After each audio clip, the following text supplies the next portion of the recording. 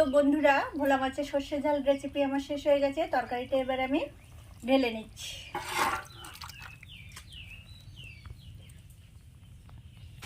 নমস্কার বন্ধুরা, দুর্বার রান্নাঘরে আপনাদের সবাইকে স্বাগত। আজ নদীর অসাধারণ স্বাদে ভরপুর ভোলা ভেটকি মাছ নিয়ে আসা হয়েছে। তো ভোলা ভেটকি মাছটা খুবই অপূর্ব স্বাদ লাগে খেতে। তো মাছটা দেখুন, 1 কেজি ভোলা ভেটকি। এই মাছটা সর্ষে ঝাল বানানো হবে। মাছটা খুবই টাটকা নিয়ে আসা হয়েছে বাজার থেকে।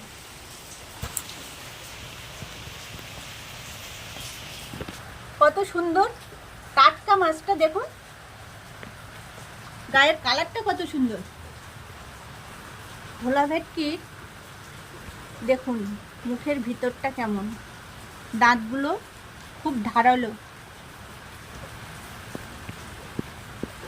মাছটা এবার আমি কেটে নিচ্ছি।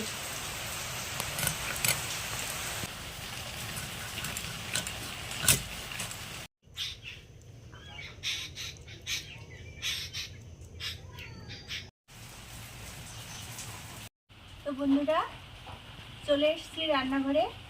ভোলা ভেটকি কেটে পরিষ্কার করে ধুয়ে নিয়ে এসেছি। এবারে আমি নুন, হলুদ ও একটু সর্ষের তেল দিয়ে ভালোভাবে মেখে নেব। মাছগুলো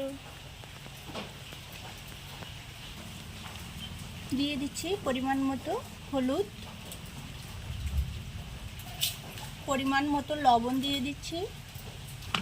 এবারে একটু সর্ষের তেল দিয়ে ভালোভাবে মেখে নেব।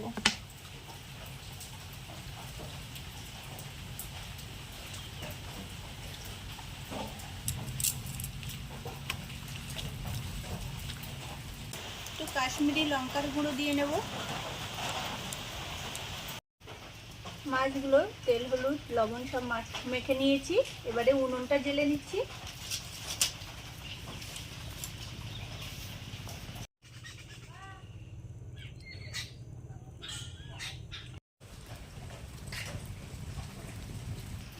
উনুন জ্বেলে নিয়েছি, কড়াইটা এবার বসিয়ে দিলাম।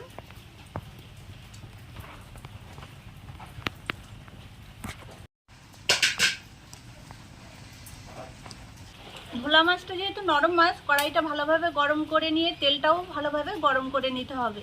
আমি কড়াইতে তেল দিয়ে দিচ্ছি। এবারে মাছগুলো আমি একে একে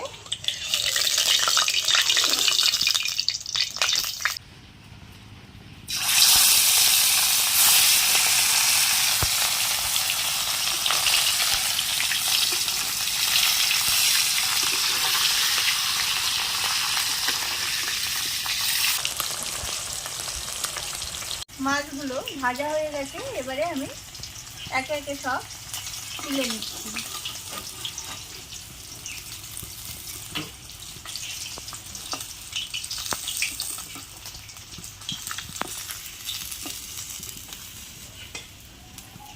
বাকি মাছগুলো এবারে আমি আবার ভেজে নিচ্ছি একইভাবে।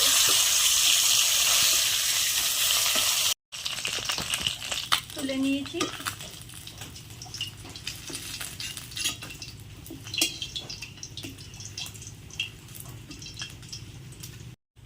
এবারে মাথাটা আমি আলাদা করে ভেজে নিচ্ছি।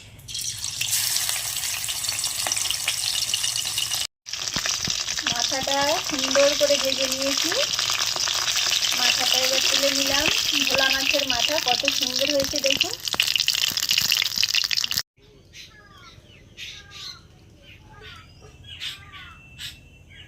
মাছগুলো সব ভাজা হয়ে গেছে। ভাজা তেলে আরেকটু আমি তেল নিয়ে নিচ্ছি।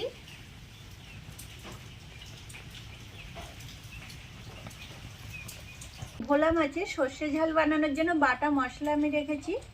আদা রসুন বাটা, পেঁয়াজ বাটা, সর্ষে বাটা, কাঁচা লঙ্কা বাটা, আর দুটো গোটা কাঁচা লঙ্কা কেটে নিয়েছি। এগুলো আমি তেলে দিয়ে ভালোভাবে কষে নেব।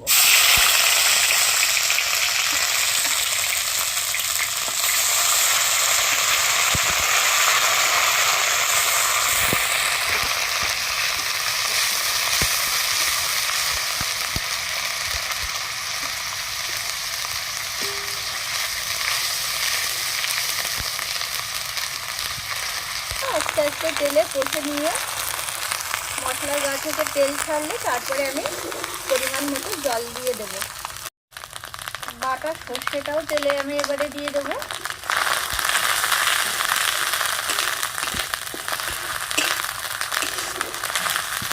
হলুদ, লবণ, কাশ্মীরি লঙ্কা, জিরে গুঁড়ো দিয়ে দেবো, গোলমরিচ গুঁড়ো।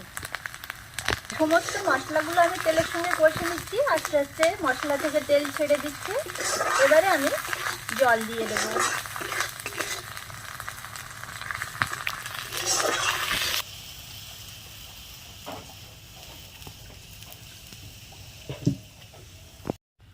ঝোলটা ফুটতে শুরু করে দিয়েছে। এবারে মাছগুলো আমি ঝোলে একে একে ছেড়ে দেব।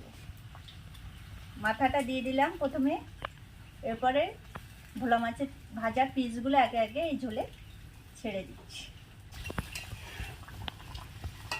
5 মিনিট আমি ঢাকাটা দিয়ে ঢেকে রাখছি।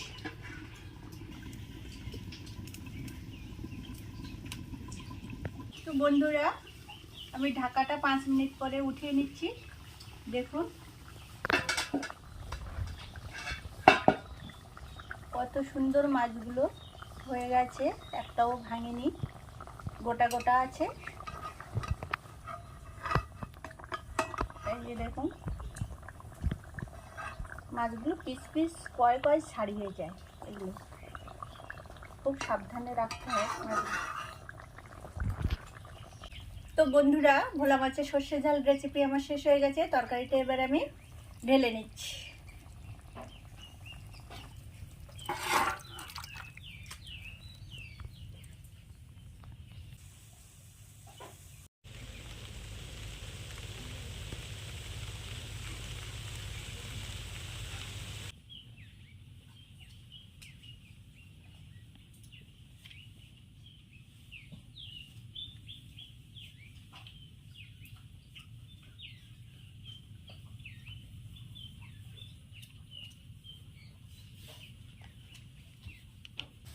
তো বন্ধুরা, ভোলা মাছের সর্ষে ঝাল রেসিপিটা শেষ হয়ে গেছে।